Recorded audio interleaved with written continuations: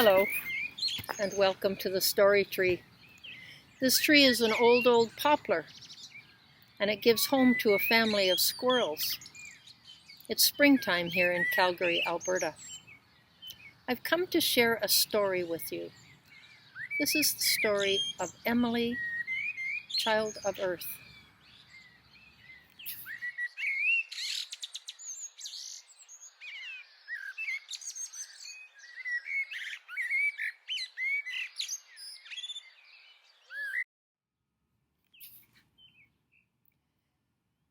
Yesterday, I watched Dad pour a cup of tea and hold it until it got cold.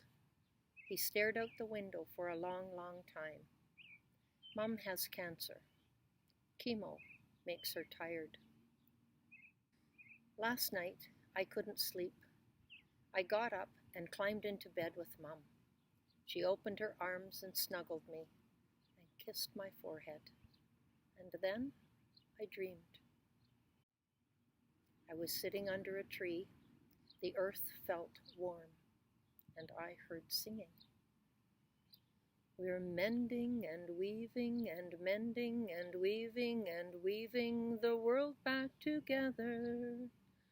We're cycling and sewing and stitching and hoeing and loving the world back together. I'd never been in a place like this before. The singers were in a grove of trees. I went there in my pajamas.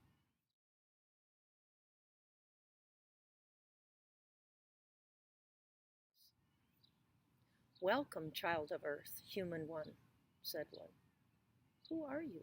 I asked. I am Tundra, said the first being. She was white and blue with tiny wildflowers around her head. Mountain's my name, boomed the second. He was huge. The third answered, I am forest, full of life. The fourth, holding a small burrowing owl, said, I am prairie. She was the color of gold. And I am ocean, answered the last, and her voice sounded like music, like waves on a shore.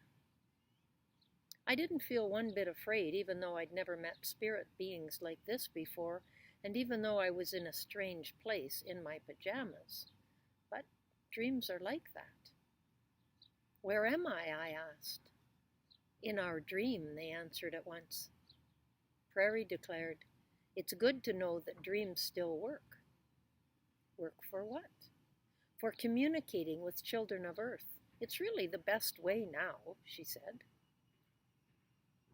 Ocean said, at one time we could speak through changing seasons and northern lights and rainbows and lightning and mist on a lake, but it's all different now. Mountain nodded. Children of Earth are not literate anymore, he said. They can't read the signs. They don't know what we're saying. So now we have to come in dreams. Ha! And they can't grab the remote and switch off their dreams, can they? And he threw back his big gray and white head and laughed. It echoed like thunder. Children of Earth could once understand the messages of animals too, Tundra explained, but not anymore, even though they are first cousins. So we find that dreams are best. I still didn't get it. Best for what, though? For inviting children of Earth to help with the mending and weaving. We can't do it by ourselves anymore, explained Prairie.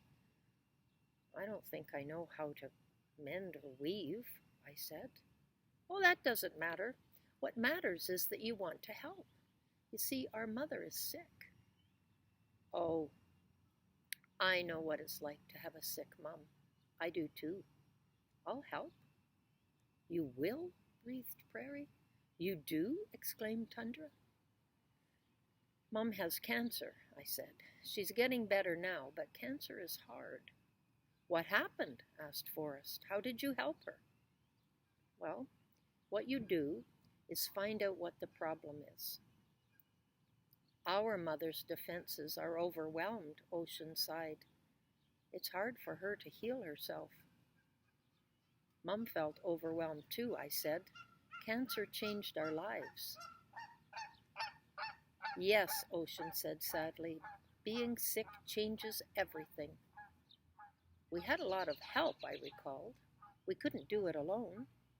Doctors, nurses, musicians, therapists, our spiritual community, cooks, organic farmers, herbalists, pharmacists, everybody. And the hospital clowns, of course.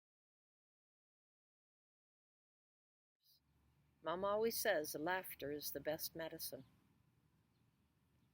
And then what? Whispered Prairie. You give what the body needs and also what the soul needs, like love.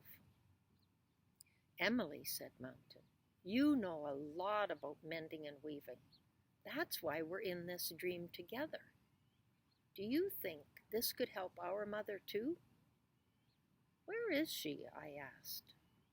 You're standing on her, and she is in you, and you are in her. All of us are. By breath and wind, by river and lake, by food grown in soil. Child of earth, farewell.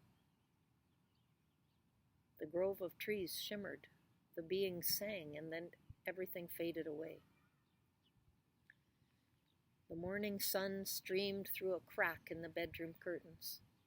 I slid out of bed and went to make tea for Mum. Dad was up already.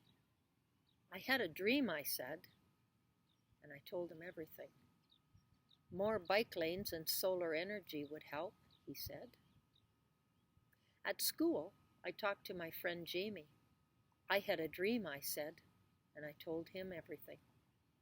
He put down his asthma puffer and said, let's find out about Fridays for Future and join the other kids. Walking home from school through the park, I saw a new sign there. I wrote down the phone number and called when I got home.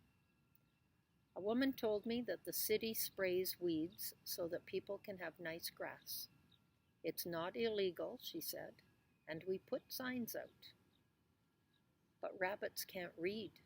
Some people can't read. Robins and honeybees can't read. When it rains, the poison runs off and ends up in the river. And, I said, our mother is already sick. First she was quiet. Then she said, I hadn't thought of it that way.